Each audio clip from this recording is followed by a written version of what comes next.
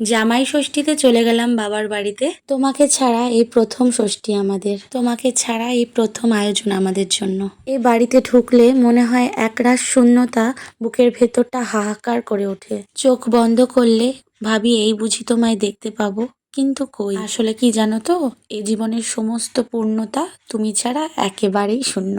সেদিন ছিল জামাই ষষ্ঠী। সকাল সকাল উঠে সমস্ত কাজ সেরে ফেললাম তাড়াতাড়ি করে। মা যদিও বলেছিল একটু সকাল সকাল আসতে, কিন্তু ওই যে মহারানী ওঠেন তো বেলা 10টায়, তাকে খাইয়ে দাইয়ে স্নান করিয়ে তারপরে তো রেডি করে নিয়ে যাব, তাই না? তাই যেতে যেতে বেজে গেল বেলা 1টা।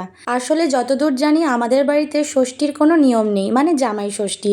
আর আমাদের কাছে ষষ্ঠী মানে ওই একসাথে হয়ে আনন্দ ফুর্তি খাওয়া দাওয়া এইটুকুই। জানি দেরি করে পৌঁছাবো, তাই মাকে বলেছিলাম টিফিনের ব্যবস্থা রাখতে না, একেবারে দুপুরের খাবার খাবো। তারপরে আর কি, বুবলি ওখানে পৌঁছাতেই তার মিমি আর দিদিভাই তাকে নিয়ে ব্যস্ত হয়ে পড়লো। তাকে কোলে নিয়ে তার মিমির তো সে কি আদর। আসলে বেশি যাওয়া হয় না ওই বাড়িতে, তাই ওর মিমি বেশি আদরও করতে পারে না। তাই অনেক দিন পরে পেয়ে অনেক অনেক অনেক আদর করছিল ওকে। আর এদিকে ও দিদিভাইও ওর সাথে খেলতে ব্যস্ত। ওকে পেয়ে তো মহা খুশি দিদিভাই তার। আমরা পৌঁছানোর আগেই মায়ের রান্না কমপ্লিট হয়ে গিয়েছিল। আর আমি বলেছিলাম বুবলির রান্নাটা আমি গিয়ে ওখানে করব, ওকে খাইয়ে দাইয়ে তারপরে আমি খেতে বসবো। জামাই ষষ্ঠীর দিন প্রচণ্ড গরম ছিল প্রতি বছরের মতো, তাই আমি চেঞ্জ করে নিলাম। চেঞ্জ করে বুবলির রান্নাটাও বসিয়ে দিয়েছি প্রেশার কুকারে, যেহেতু তাড়াতাড়ি হয়েও গেছে। তারপরে ওকে খাইয়ে দাইয়ে তারপরে আমরা খেতে বসেছি। একটা মজার বিষয় হলো, প্রথম জামাই ষষ্ঠীটা বাদ দিলে দ্বিতীয় জামাই ষষ্ঠী থেকে জামাই কিন্তু নিজেই মেনু ঠিক করে, মানে কি কি রান্না করবে তার জন্য তার শাশুড়ি মা।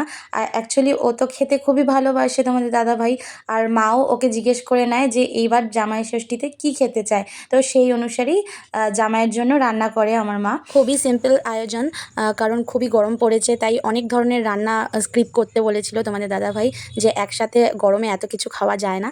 তাই মাটন তো খুবই ভালোবাসে, তাই 5 রকমের ভাজা, ডাল, মাটন, আর যেমন থাকে মিষ্টি, চাটনি, পাঁপড়, এইসব তো রয়েছে। তো আস্তে আস্তে তোমাদের দাদাভাই খেয়ে নিল। তারপরে তোমাদের দাদাভাই খাওয়া হয়ে যাওয়ার পরে আমিও বসে গেলাম খেতে, কারণ আমার খুবই খিদে পেয়ে গেছিলো আর যেতে যেতে অনেকটাই বেলা হয়ে গেছিলো, তাই খেয়ে নিলাম। এদিকে মা একটু তিন্নিকে খাইয়ে দিচ্ছিল, ওর খেতে দেরি হচ্ছিল বলে। তারপরে খাওয়া দাওয়া কমপ্লিট করে একটা সুন্দর ভাত ঘুম দিয়ে নিলাম। তারপরে সন্ধ্যেবেলা উঠে, সন্ধ্যে না বিকেলের দিকে উঠে বুবলিকে একটু ফলের রস করে দিলাম, কারণ ওটা ওর ম্যান্ডেটরি লাগবেই।